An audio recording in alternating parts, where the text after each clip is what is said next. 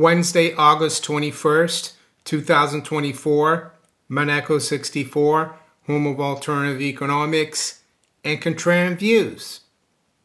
Today we're going to look at BRICS.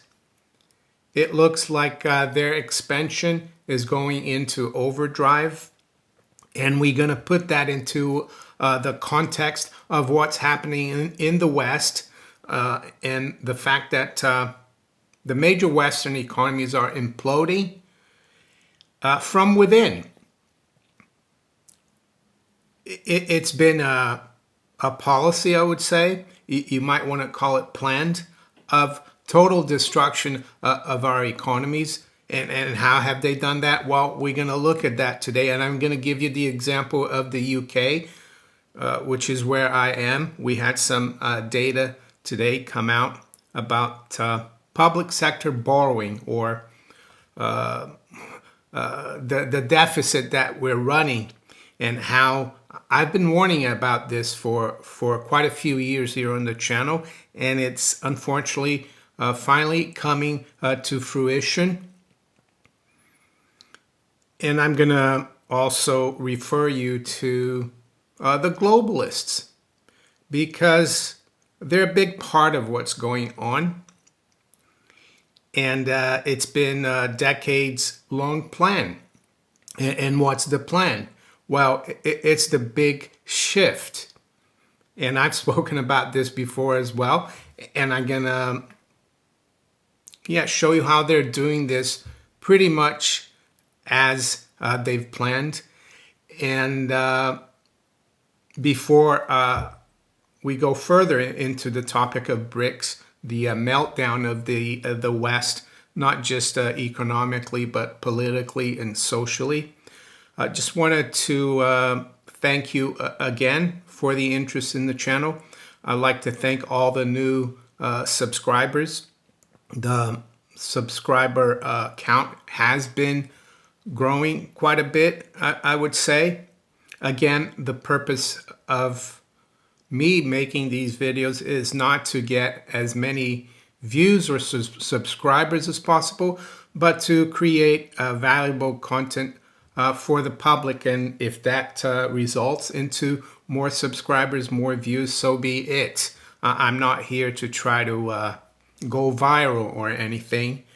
And just wanted to ask you, if you're watching me and you haven't subscribed yet, think about subscribing. If you enjoy my videos, think about hitting the thumbs up or the like button, and think about sharing it with other people as well. That helps. And I try to answer as many comments as possible in the comment section. And that's it. So I think it was Lindsey Williams, Pastor Williams. He passed away a couple of years ago, I think. He wrote a book in the 70s called The Energy Non-Crisis. He worked a lot with the globalists. And who are the globalists? Well, they're the internationalists, people like the Rockefellers, the Rothschilds, and many others who control international banking. They control the UN, all the narrative. They control the media. They're very powerful. They're the kind of people that sit on the board of the Council on Foreign Relations, the Chatham House here in London, which is the Royal Institute for International Affairs. They're the people who sit on the Committee of 300. They're the people who go to the Bilderberg meeting. And these people know each other really well, and they go from big corporations to government to think tanks. And there's one man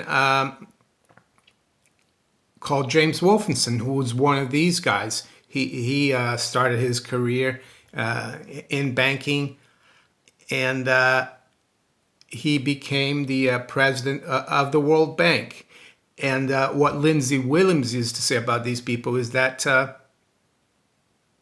yes, they have this agenda still for controlling the world. They think they're better. They think that people should be subservient to them. But nevertheless, they warn us of what they're going to do. Unfortunately, very few people take heed of these warnings. And James Wolfenson, he warned us many years ago. He's passed on now, but and I've spoken about the big shift.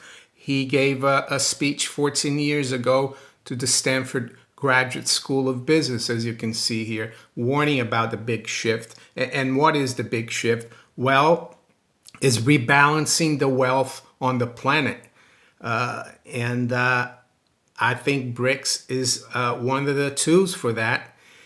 And the other reason BRICS is expanding so much, as you can see here, it's now expected that 47 countries are going to formally apply to join BRICS ahead of the October summit in Kazan, Russia.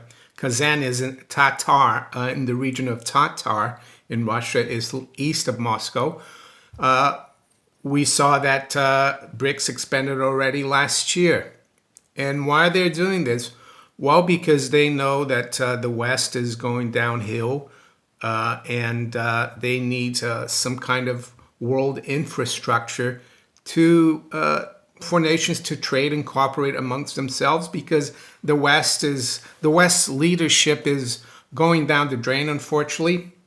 And back to James Wolfenson. So as you can see here, he spoke about this as well at the Council on Foreign Relations. So he's spoken about it everywhere.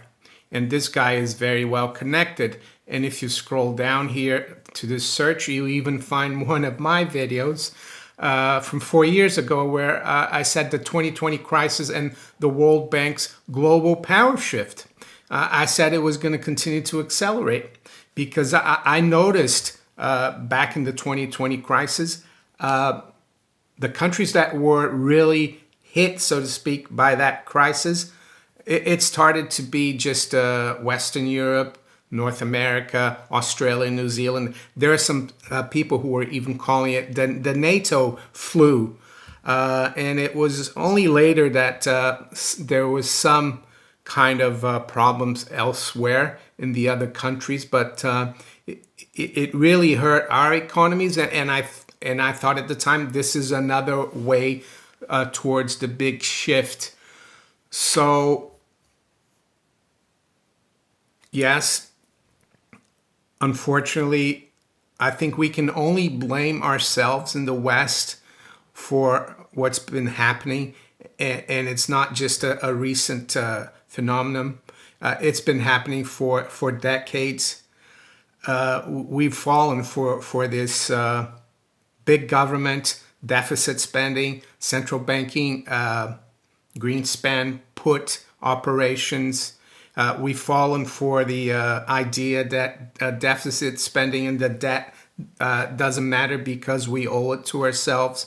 But now it's coming home to roost, and I think it's not the right thing to scapegoat any group of people, because this has been done by, as I said, we haven't been in general awake enough to know that this is where they're taking us. And unfortunately, the vast majority of the public buys into the narratives, and nothing has changed, even though a lot of you are waking up. And that's why I've been making these videos, trying to warn people about it. So I said I would link this in to the UK where I am. Well, I've been warning for about 3 years about the UK economic collapse, 2021 and beyond. And when I started making these videos, there were a few people who said, "What are you talking about? The economy is doing well." But I think we can safely say now that things are really on their last legs. And today we've had some public sector borrowing data from the UK. And this is the big problem. This is one of those factors I just talked about, that, well, debt doesn't matter. We can bail out the banks. We can bail out people who took on too high of a mortgage. And we can keep doing that. The central banks will just print money. There will be no inflation. Well, you know now that we have inflation. Our currencies are, well, they're dropping daily to new lows versus the money of kings versus gold. And so it's all happening. And the UK public sector borrowing, as you can see here, came out today higher than expected. I'm not surprised. Figure of 3.1 billion highlights challenge for Labour government. Yes, and they're going to blame the previous government for it, of course. But if you look at this chart, when did the deficit spending or the public sector, GDP, debt to GDP start picking up? Well, it was around the 08-09 period. What happened then? Well, the new Labour regime led us into a major economic crisis. They blamed the global financial crisis for it, as if the UK just got hit by it because we're on the planet or something. No, because the government here allowed the financial system and the banks to do the same thing that the US banks did. Wall Street and City of London, they leveraged themselves to the hilt. They used trillions upon trillions of derivatives to manipulate things, and they pushed people to borrow and spend. And then, the proverbial hit the fan. And we had to bail out. And by we, I mean the taxpayer. We had to bail out the bankers. We had to bail out people who were irresponsible and took on huge mortgages. And I'm sorry to say it's happening again because no one was punished for this. Gordon Brown bailed out depositors. And this is the reason why the debt is kept going up. And unfortunately, though, the economic policy that we've seen, especially in the UK since then and in Europe, is for more and more government interference. They still are under this Keynesian fallacy.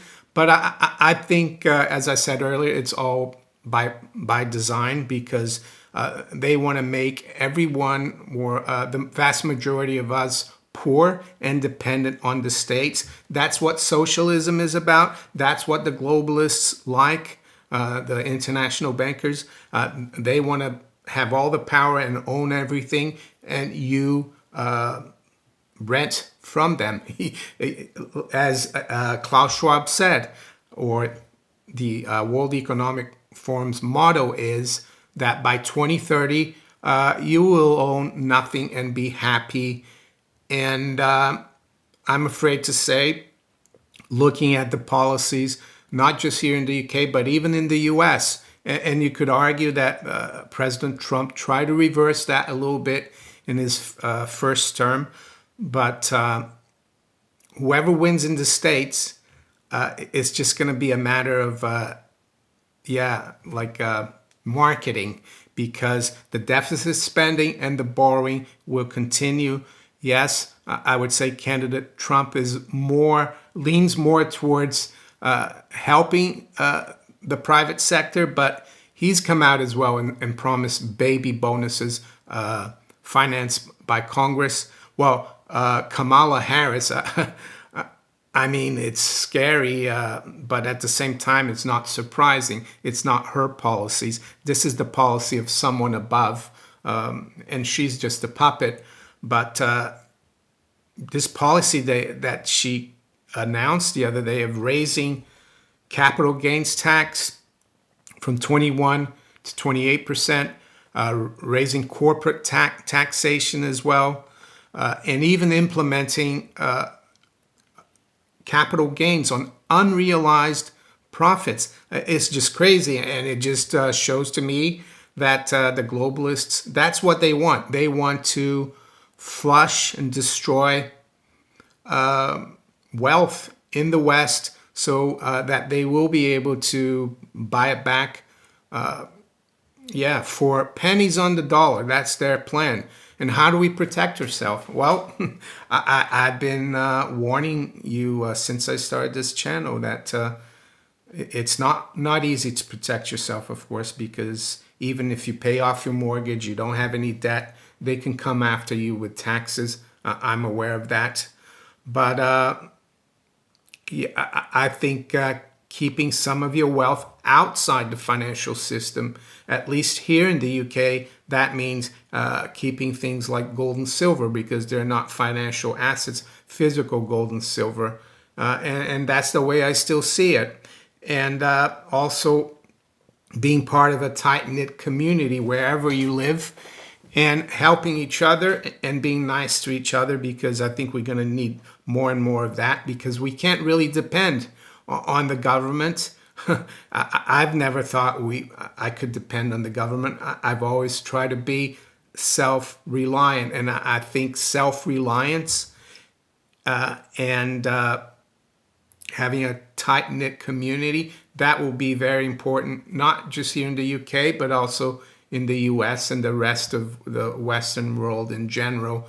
So, and what we're seeing politically, socially, the riots, the protests, and even in the US, the immigration, those are just symptoms of the instruments used by the globalists and the internationalists, the bankers, to demolish. It's a controlled demolition of the West, and it helps rebalance a lot of the wealth from the Western world to the rest of the world, and that's been happening in spades in the last 10, 15 years. James Wolfenson talks about the fact that that's their plan. So with that, let's quickly look at where the markets are this morning. It's just gone past 8 a.m. London time. Spot gold is at 25.15. It's virtually unchanged. I saw that yesterday we made a new all-time high at 2,532. Then we corrected down we've bounced back up a little bit here. The range overnight is 25.20 to 25.10, so a pretty narrow range. What about silver? Well, silver got within a few cents of 30 yesterday, then it corrected back down. Right now we're at 25.52, up about 10 cents. High's been 61 and the low has been 32. So the markets have been fairly quiet overnight. The stock market indices, the futures are a little higher, but not much. In the currency market, I think we need to keep an eye, as I've said in the last few days or weeks, on the dollar versus the yen. And it looks like the dollar is continuing to drop versus the yen. We made a low overnight below 145. Don't forget, recently we got back up to 149. So I think the strong yen and weak dollar could be pointing to maybe a little bit more volatility in the stock market. And I noticed as well the dollar index has made a new low for the year. So the dollar is in general weak versus other fiat currencies. It's not that the other currencies are any better. It's just that, as I've said many times before, these fiat currencies, they take turn in devaluing against each other. But the ultimate currency or money that they will devalue against will be gold, because that's the only way really that all of them can devalue. Because if they devalue against each other, then it's a silly game. It's like you hit me on this cheek and I'll hit you, and we keep hitting each other. But versus gold, it's the only way to devalue themselves versus real money. So yeah, with that, I'm gonna wish you all a very good day. Take care. Bye.